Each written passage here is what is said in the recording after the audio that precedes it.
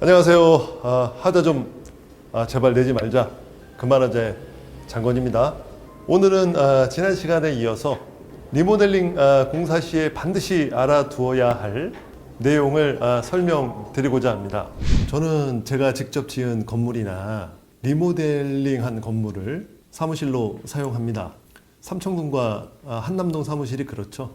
용인에도 작지만 사무실을 만들고 있습니다.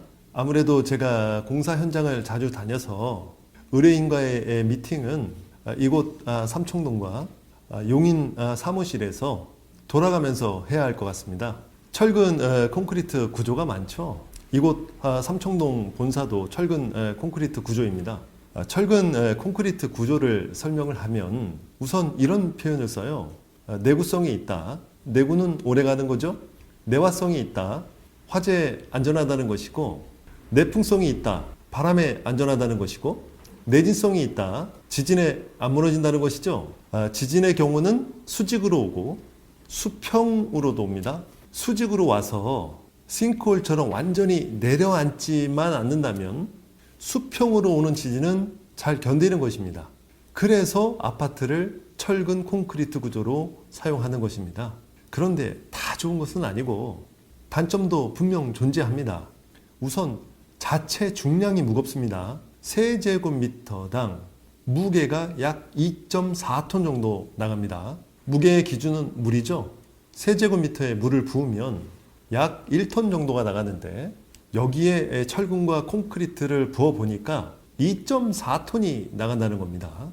철근 콘크리트가 상당히 무겁다는 겁니다. 그래서 고층 건물은 지을 수 있지만 초고층 건물을 지을 때는 철근 콘크리트 구조를 사용할 수 없는 겁니다. 그래서 단독주택을 리모델링을 한다면 구조 보강을 하지 않은 상황에서 증축을 하든지 아니면 상부층에 콘크리트로 개조를 하는 것은 매우 위험한 건축 행위가 됨을 이해해야 합니다. 그리고 또 하나의 단점이 균열 발생이 있다고 말씀드렸습니다. 균열은 철근 콘크리트뿐만 아니라 습식 구조는 모두 취약합니다. 벽돌도 습식이죠. 이 습식 구조는 습도와 온도에 많은 영향을 받습니다. 그래서 조건이 안 맞으면 균열이 쉽게 발생을 합니다. 이렇게 리모델링 공사에서 철거 공사는 단순히 철거만 진행하는 것이 아닙니다. 구조를 이해하는 것이 우선이죠. 콘크리트 구조에 균열이 있다면 보수 작업을 해주어야 합니다. 콘크리트 보수제를 사용을 해서 틈을 꼼꼼하게 메우고 균열의 틈도 메우고 평활도도 어느 정도 잡아주어야 합니다. 노후주택은 대개 콘크리트 벽에 그대로 벽지를 붙였을 것입니다. 이 벽지를 완벽하게 제거를 해야 합니다. 벽지를 제거하지 않고 단열재를 붙이면 곰팡이를 키우는 것과 다름이 없습니다.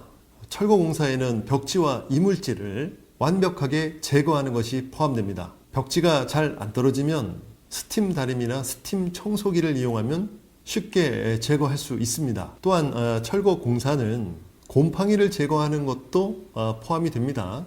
노후주택은 단열이 미시공되거나 오시공해서 벽에 곰팡이가 피었을 가능성이 매우 높습니다. 곰팡이는 사람의 장을 투과해서 뇌까지 영향을 미친다는 연구가 많습니다.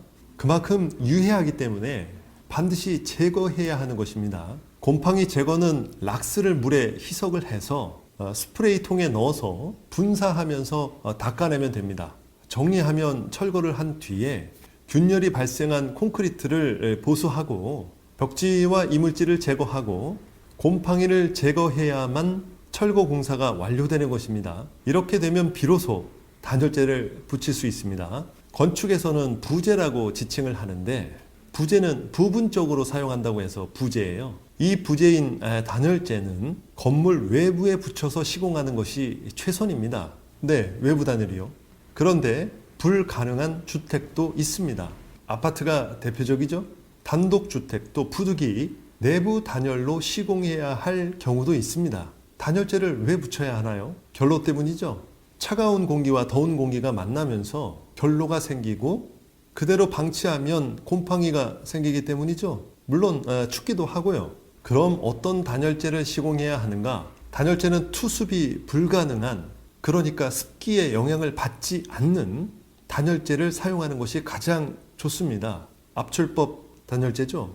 XPS 단열재라고 합니다. XPS 단열재는 단열재 내부를 통과하는 습기를 효과적으로 제어할 수 있습니다. 단열재 두께가 100mm 이상이라면 최상이라고 할 수 있습니다. 단열재와 단열재 사이의 이음 부분은 투습 방지 테이프를 붙여주면 됩니다. 만약 다른 단열재를 사용해야 한다면 이런 거 말이죠. 투습 방지 층을 만들어 주어야 합니다. P필름을 대주어야 하죠. P필름은 비닐을 말하는 거죠. 습기에 약한 단열재로 시공을 한다면 P필름을 대주고 마찬가지로 연결 부위에 투습 방지 테이프를 붙여주면 됩니다. 요약하면 XPS 단열재로 시공을 하든지 다른 단열재로 시공을 하려거든 비닐하고 방습 테이프를 붙여서 방습층을 만들어 주어라. 이것이 단열 시공의 최선입니다. 간단하지만 쉬운 내용이 아니니까 이해를 해야 하고, 그래도 이해가 안 되면 시공사에게 이 영상을 보여주세요. 그러면 무슨 말인지 알 겁니다. 그리고 내 단열은 석고보드 2겹을 함께 시공하는 것이 필수예요. 내화 규정이 그렇습니다. 그리고 단열재는 몇 겹을 붙여서 시공하는 것이 중요한 것이 아니고 한 번을 붙이더라도 완전히 밀착해서 붙이는 것이 중요한 것임을 이해하면 좋겠습니다. 오늘은 여기까지 하겠습니다.